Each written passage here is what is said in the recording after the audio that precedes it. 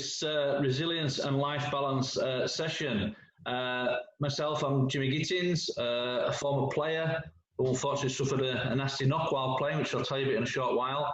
And I'm joined today by two young men who probably need no introduction, stalwarts of the game, Mr. Keith Senior and Stu Dickens. Just want to say hello, boys. Hello, obviously my name's Keith Senior. I'll jump in before you, Stu. Ex-Sheffield Eagles, Leeds Rhinos, Yorkshire, England, Great Britain international. Played over 500 appearances and had the honour and the luxury of playing in plenty of grand finals and Challenge Cup finals.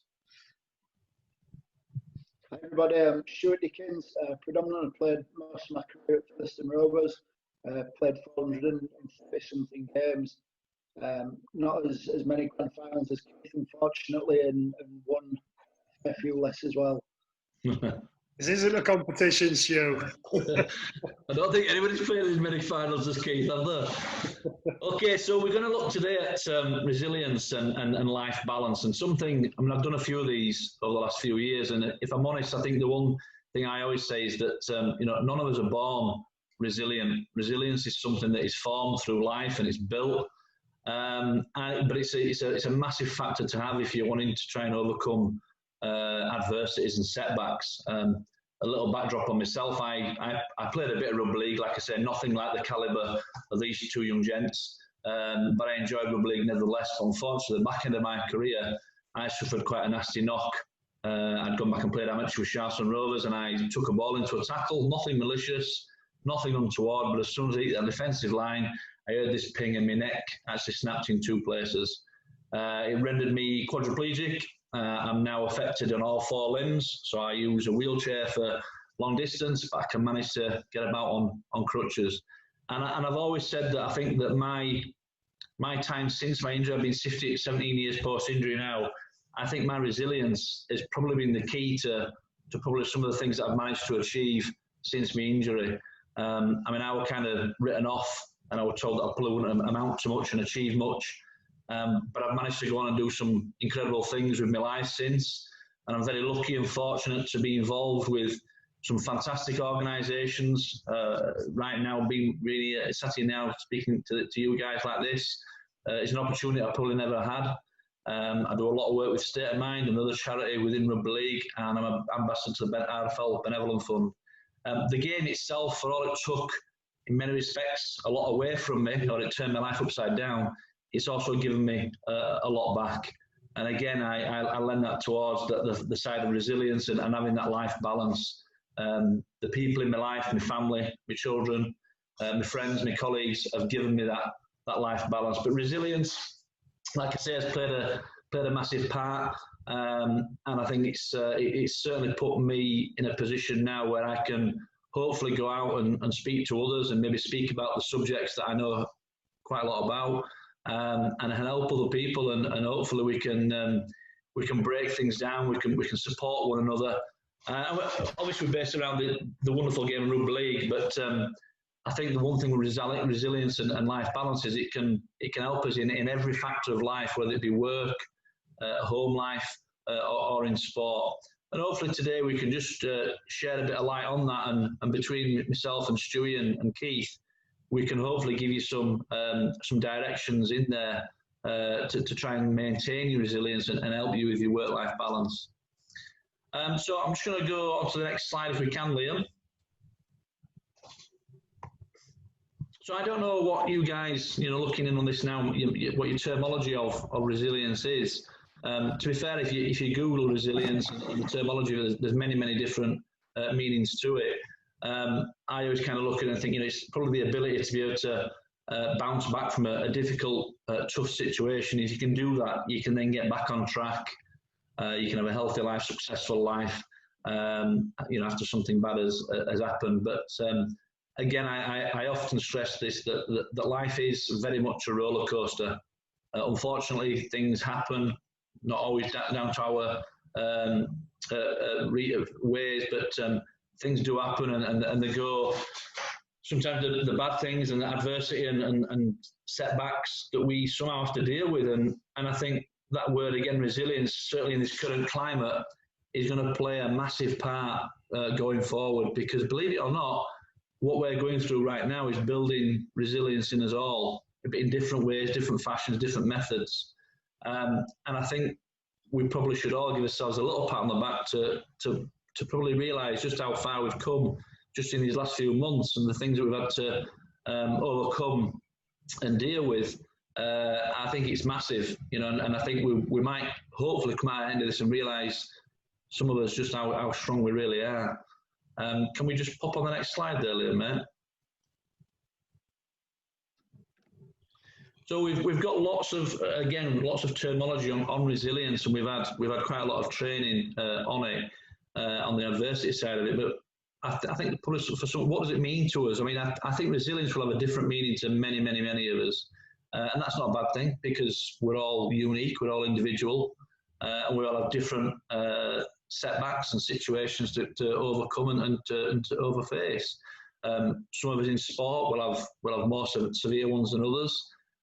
In everyday life, you'll have adversity and setbacks. Like I said before, that is life. We've got Keith with us today, who certainly probably one of the more prominent figures in rugby league. There's not much he hasn't done within the game, and I think Keith's just got a little bit for us. If you want to share a little story with us, Keith, mate. Yeah, and I think that's the beauty of the word resilience, is that it's subjective, and there's no real gauge actually to, you know, there's no real way to actually gauge resilience, you know, because it's like I say, it's subjective and it's personal. When I was playing, resilience always meant to me, when it was all about the mental toughness side of things, and, you know, when it came to the game side of things, the training and pushing my body past them boundaries, and they were always my interpretations of resilience. And since retiring, I had to retire through a knee injury. I ruptured my ACL in 2011. Ended up getting MRSA in hospital. Again, you talk about the difference between, you know, when something is personal to you, it always seems a lot worse than it is. And, you know, like me comparing my injury to yours, it always makes you feel a little bit stupid. But again, when it's personal and it's acting and it's happens to yourself, it's always difficult to deal with sometimes, and it's your mind's way of dealing with things, and then the emotional side of resilience starts coming into it, and that's an area that I was very, very weak in. Like I say, when it came to the physical aspect, the physiological side of resilience, I was up there with the best. You know, I could make sure that I could push my body to the boundaries. I could make sure any challenge that was put in front of me, I'd get through, and I knew I'd get through it. When it became to the emotional resilience side of it, it's something that I was very weak on. My coping strategies, which we'll talk about a little bit later when we're talking about life balances, rugby was my coping strategy. Whenever anything was difficult in my life, I knew that I had rugby, and I could go train and I could go play a game, and I could forget about anything what was happening out in my life. But then as soon as that was taken away from me, at a time when I wasn't ready, like yourself, you know, through retiring through an injury, again, yours was a lot more serious. You're not prepared for it.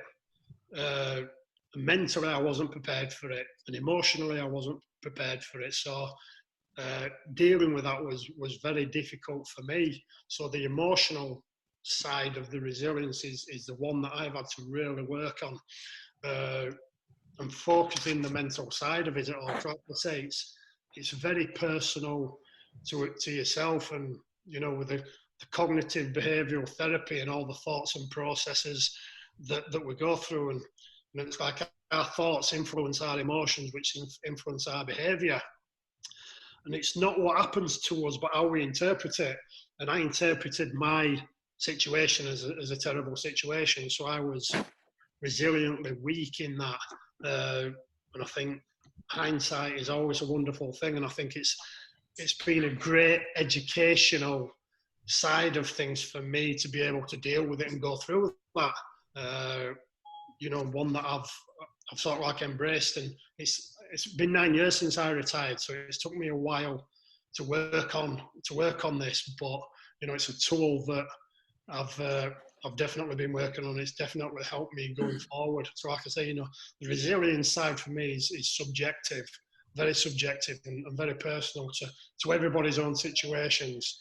Just because you're not always that successful in a way, it doesn't mean that you're not resilient. And I think sometimes people think that resilience is all around success, when it's not. Like I say, the meaning of the word resilience, it's an Italian word which is resilio, which means bounce back. And I think the bounce back ability of people is a great indicator of resilience for me, and not looking at too much at successful sides of things. Yeah, perfect, man. And I think you bang on there that we shouldn't anybody looking at this and listening to this shouldn't look at it and think it's all about being a topper, or we've got to have something that's bigger than the next person. It's really not about that. Everything is relevant to us as individuals, whatever that might be. It doesn't even have to be an injury like we've had. It could be anything in life. It could be any sort of setback. That resilience, that nature itself is something that lends itself to trying to overcome anything, whatever that adversity might be. I was thinking about this the other day as well. It's like, we talk about successful people and resilience, and homeless people have got a resilience in a certain way because you try and put yourself in their situations, and dealing with living out on the streets, it takes a lot of mental toughness and to keep going.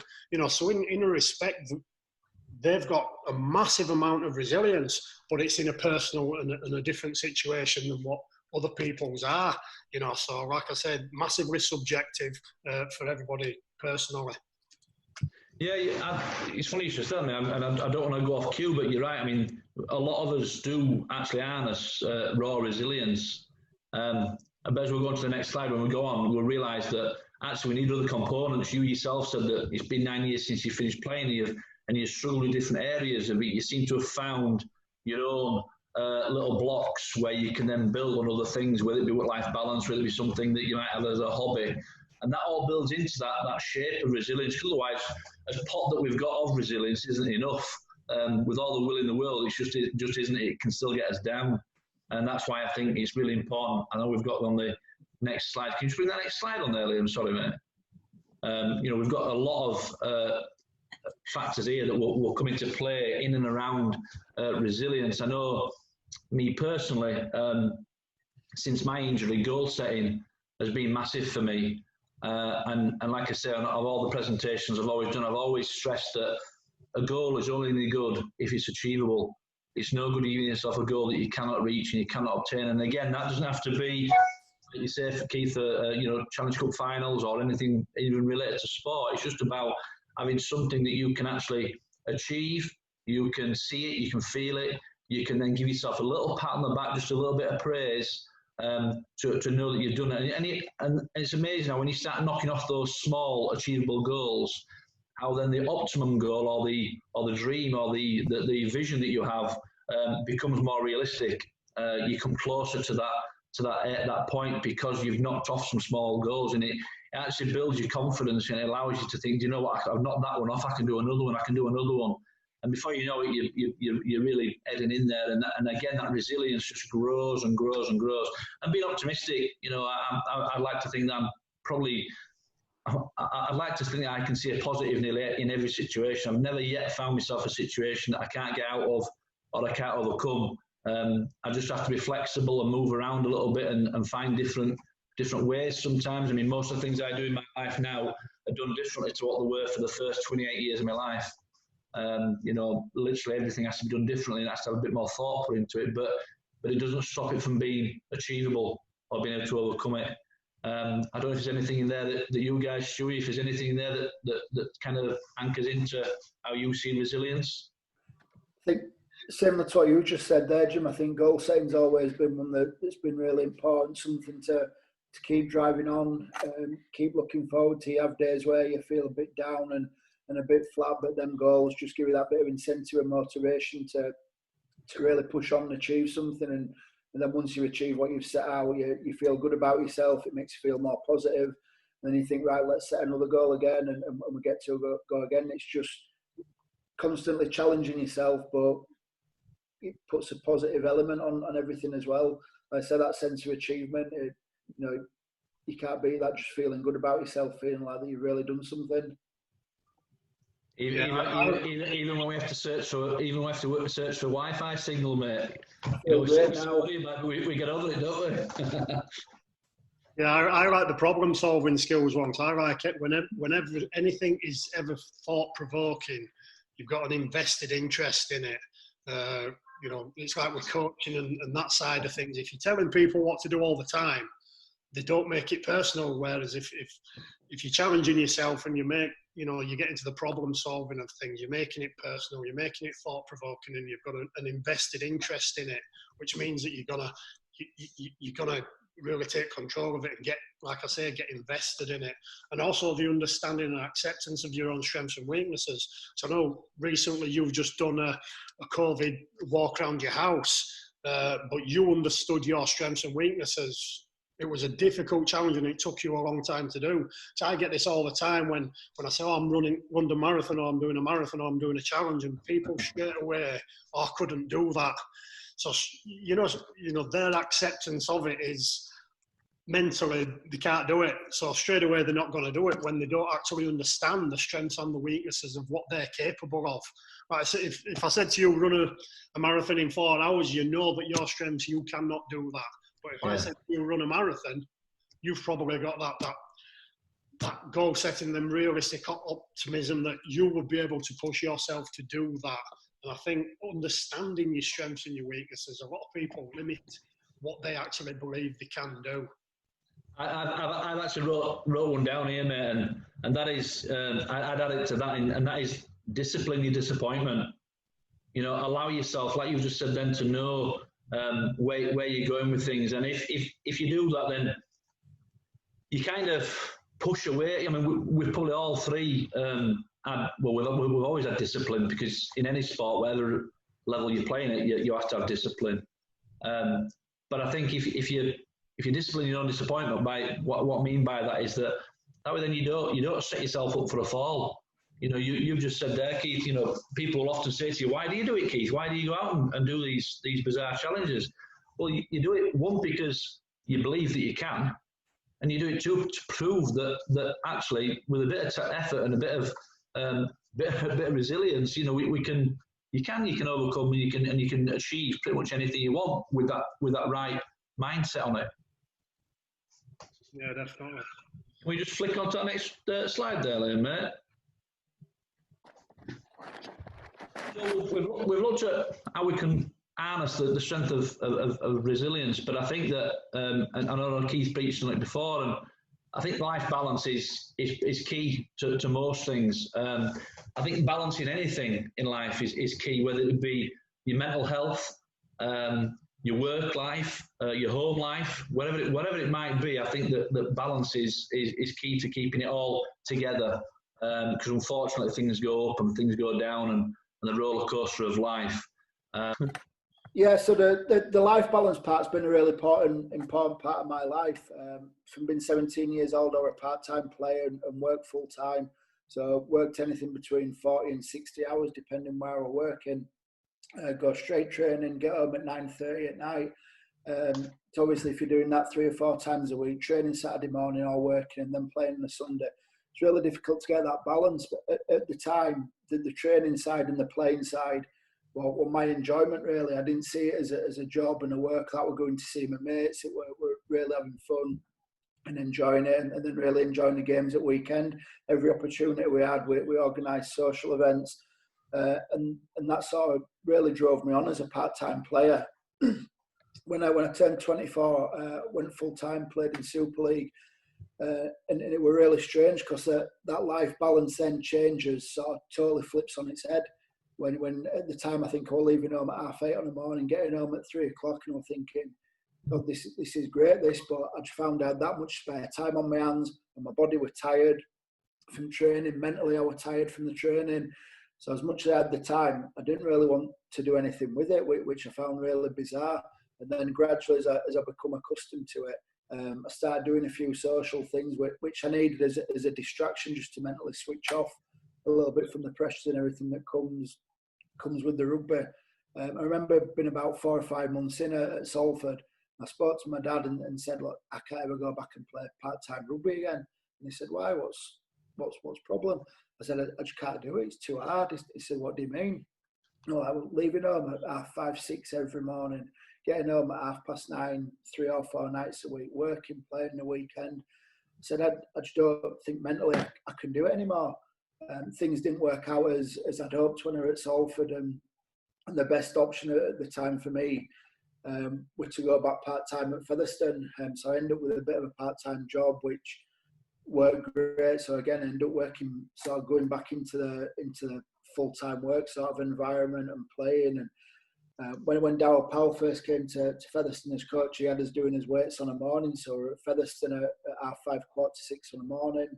We did weights, went to work, went back and did all his field and resting and things after and things like that. But again, I sort of, the way my mindset changed around being back to a part-time player again, that was my enjoyment, which helped create the balance to work through the day, my day-to-day rigours, and the training, the playing, and they were my friends. That was my enjoyment, and that really helped me. Because as I said at one point, I thought I just can't go back and do it again. It's just everything about it is just too hard.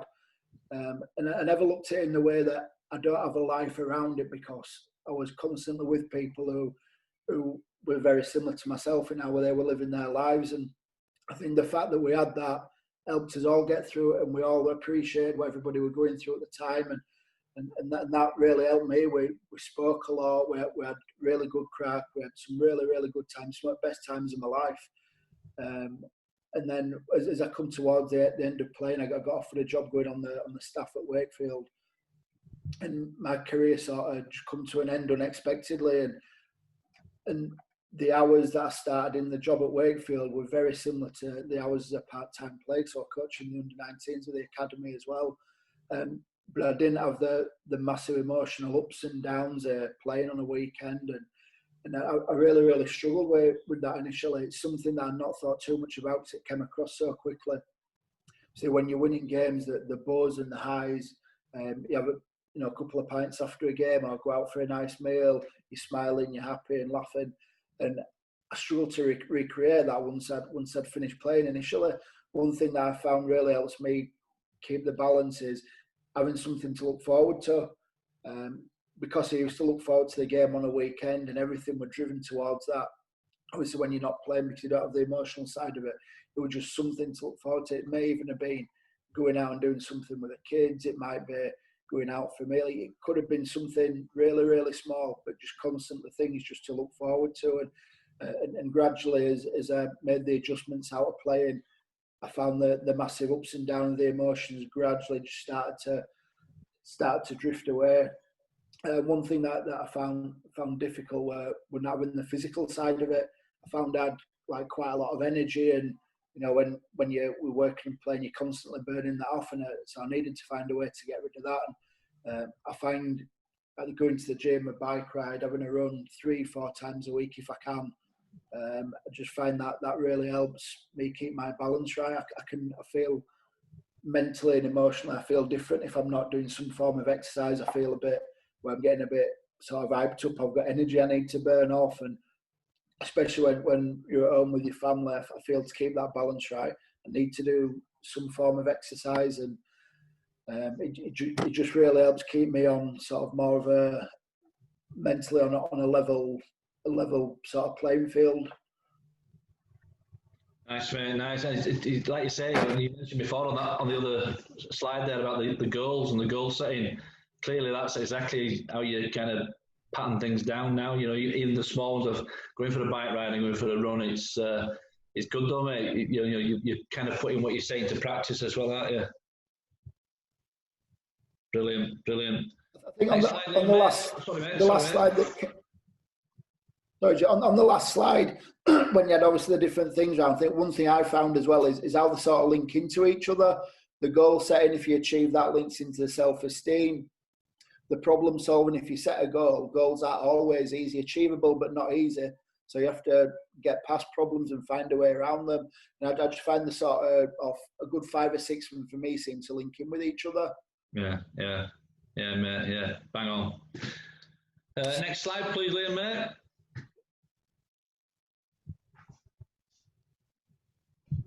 So we've obviously, we've had examples there from both Keith and from Stu and a little bit from myself. But the little things that we can do to keep that right balance is clearly the big thing that we try and promote here is talking about how we feel. When things are getting on top of us, when things are getting us down, we must reach out and talk about how we feel. Keep getting active. As Stu has just said there, he's kind of setting stall out now, so he likes to keep that exercise routine going. Eat well. I'm pretty certain if you look at Keith now, he looks as fit as what he was when we were playing, so he must be doing something right and eating well. Keeping in touch, I think that's a big one. We're sat here now all in different houses doing this link, and it doesn't feel normal. It doesn't feel right. But right at this moment in time now, it's all we've got, and we're keeping in touch and we're regular in conversation. And I think even like now, again that resilience kicks in because we've got to find ways through. We can't just sit on our bums and think, well, this is how it is, so I'm going to accept that. No, we don't have to do that. We can, and if we're struggling, we ask for help. Asking for help, it's not an easy thing to do. We know that. Again, that stigma, that elephant in the room, if you like, that we're trying to break down. But we're not superhuman. We're not made of steel. We're simple human beings, and we all will find a time in our lives where we perhaps need a little bit of help from somebody. So again, don't be scared of asking for help. Next slide, mate, please.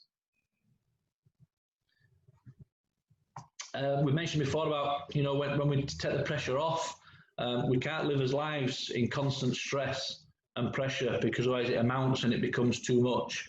So take a break, have yourself that cup of tea, maybe make a phone call to a friend and to a colleague, just have that break and give yourself a little bit of you time. Run a bath, just chill out, try and just take your mind off things. Switch off your devices, little things that we can all do, just little things make them big differences. Always do something you're good at. Do what you enjoy doing. I know at the moment that's probably difficult because some of us might enjoy doing quite a lot of outdoor activities, but some of it we can't do anymore or at the moment. But it doesn't mean to say we can't find something else that gives us that interest and that input. Accepting who we are. I think all three of us have kind of gone through that stages of where we thought we were and what we thought we were doing, we've had to change. And that's the same story with pretty much everybody in life, because as you get older, things do change and things don't always stay the same. We can try and fight that, or we can just accept it and go with it and take it for what it is, which I personally think is a better option. Caring for others, if you get an opportunity to go out there and do something for other people, I think it's fantastic. I know when I got injured, so many people went out and helped me, that when I got the opportunity to be able to give something back, I took it with both hands. And even sitting here now today with the boys doing what we're doing now, we're hopefully spreading something and sharing something that other people can take something from. The last one is a bit of a questionable for me, is drinking alcohol. Many people drink alcohol not with a problem. Absolutely, and we are not the alcohol police. We're not trying to tell people don't drink alcohol. But we kind of just try and put that breeze on there of that drink sensible. Try and be sensible about how you do things and use the right coping mechanisms. Because the one thing for sure, if you're not so good and you're a bit flat and you're a bit down and you drink alcohol, I'll be blindfolded if someone told me that the problem goes away when they drink alcohol. It doesn't go away; it just moves to one side. And in the morning, it probably could rears its head back up twice as strong. So again, just try and use those correct coping mechanisms. It's all about the moderation side of things, isn't it? When it comes to the food, comes to the alcohol. I've probably drank more alcohol while we've been in lockdown, but I've probably still only had about 10 bottles of beer since we've been in lockdown, but I've probably drank more. Doesn't mean that I've got an issue with it, just means that I've one beer on a night. I think it's just the moderation side of things. The fridge at the moment is my best friend. I say every time I walk past it, I've got to make sure that I put a lock on it because of the situation that we're in, and you need to you need to make sure that you've got that focus to not get into that and start getting into the eating side of things. But it's like with anything, make sure that everything is in moderation. Yeah, absolutely, mate. So just to recap, really, I think, you know, like we said before, you know, the resilience side of things, it's pretty clear now, I think, to us all that we need it. We need that resilience, and we need to build it. We need to strengthen it. We need to look after it. Like I say, it boosts us as mental health and as well-being, and again, that balance. I think that balance has probably been the best message out of all this. From my point of view, I think that if we can somehow believe in ourselves, back ourselves, and have belief in ourselves, your resilience comes out stronger. You know, every one of us are capable of dealing with things, and sometimes if we feel that is too much, we just have to reach out. We have to ask for help, and don't be scared of doing that. Reach out, put your arm out, help somebody else out, or even sometimes if we have to put our own arm out to get help ourselves. Again, don't be scared of that. Fellas, have you anything that you want to bring in and add into that for that slide? I'm good, Jimmy. You all right there, mate? Keith, you got out there, mate? Like I say, everything's personal, and everything's personal to yourself. Don't be downbeat about certain situations because you don't think that you're achieving as well as what you say, like we spoke about before, with the setting the goals. And right, you know, it's all subjective. It's all subjective, and we're talking about the alcohol side of things because we don't know people's situations. Like I spoke about, I've probably had more beers, but that has not been anything of an issue. If you feel because of the times that we're going through and you're going through certain situations and your coping strategies are alcohol, anything that is a negative way, I think that's when we need to make sure that we're trying to get people back on the right track, getting the focus, get your resilience built up, set some goals, set some targets, and get your life back in order because, like I say, we are going through some difficult times at the moment, and it's unprecedented times that we're not used to, and people do struggle going through these times. Like I say, I'm happy to not see many people. I'm happy being at home, so this is ideal for me. But you know, I know a lot of family and friends, and my missus, she's chomping at the bit to go out and see friends because that's the type of individual that she's used to. So she's had to work on her resilience on that side of things. So it's ever evolving, it's ever changing, and it's always a constant battle. But pat yourselves on the back. You know, take a lot of pride in how far you've come and how far you're going. Yeah, I absolutely reiterate that, mate, because you know, like yourself, I've harnessed this time with my family while we've been in lockdown, and I really do appreciate it because there were many times beforehand, as you probably know, driving up and down the M1 or the M62 at all hours and thinking, just wishing I were at home with my family and my kids, and now I am. But that said, I still need structure and I still need some focus, and I think by doing what we're doing now, and we're starting to put these things down now, it's given me that. But again, I just want to back up what you just said there, mate, is that, you know, anybody out there looking at this, please give yourself credit and a pat on the back to where you have got to and where you are, because it is unprecedented times. I know it's been said a lot and it sounds like a cliche, and it is times that we've never seen before and we'll probably never see again. But we're winning this. We are coming through this, and if we are struggling and it is getting on top of us, then please reach out to us. We're all us three here sat here now. We're all on social media. If somebody's got a question, please fire us a question. As long as it's clean and relevant, then we'll answer it for you best we can. Jimmy, can I just add to what you both said there, Jimmy, as well? Well, one thing which I don't think there's necessarily a right and wrong way for everybody to build the resilience as well. I think different things work for different people, and if you try something and maybe it's not quite working for them, don't be afraid to reach out and speak to somebody or try something different. So what works for me and has got me through certain situations possibly isn't the exact same thing that's worked for you too. So don't be afraid to try something different. Absolutely, mate. We're all unique, we're all different, and we're all, you know, human beings at the end of the day, and we all have different ideas of things, and that's not a bad thing. It's a good thing, I think, to be honest. So we're just going to close on these last couple of slides, if that's all right. Just where you can get support and help if needed, Samaritans, Calm, and the Hub of Hope.